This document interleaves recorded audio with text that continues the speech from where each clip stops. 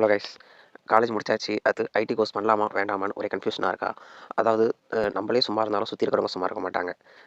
அந்த கோர்ஸ் படித்தா இந்த கோர்ஸ் படித்தா அவங்களே வேலை வாங்கி கொடுத்துருவாங்க, எதுவும் கவலைப்பட தேவையில்லன்னு சொல்லுவாங்க. பட் இதெல்லாம் நம்பாதீங்க, சுத்தமான உருட்டு. அதாவது ஒரு இன்ஸ்டியூட்டில் சேர்றீங்கன்னா ஒரு 6 மந்த்தோ 1 இயரோ உங்களுக்கு ஃபுல் அந்த ஒரு 6 மந்த்னா ஒரு எக்ஸாம்பிளுக்கு ஒரு 5 மந்த்ஸ் ஃபுல்லாக ட்ரைனிங் போகும். லாஸ்ட் 1 மந்த் பார்த்தீங்கன்னா பிளேஸ்மெண்ட் ப்ராஜெக்ட்ஸ் இருக்கும். அதுக்கப்புறம் அவங்களே ஆப்பர்ச்சுனிட்டிஸ் உங்களுக்கு கிரியேட் பண்ணி தருவாங்க.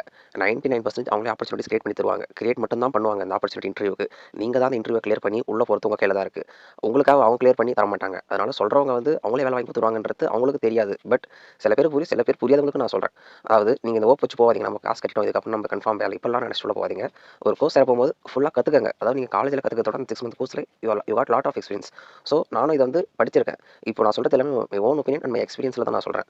ஸோ அதனால நல்லா படிங்க. கோர்ஸ் வந்து வேஸ்ட்னே சொல்ல மாட்டேன் என்னைக்குமே. அது வந்து ஒரு சூப்பர் ஆப்பர்ச்சுனிட்டி. ஸோ படிச்சுட்டு நீங்க தான் இன்டர்வியூ கிளியர் பண்ற மாதிரி இருக்கணும். அவங்களாம் உங்களுக்கு வாங்கி தர மாட்டாங்க. That's it.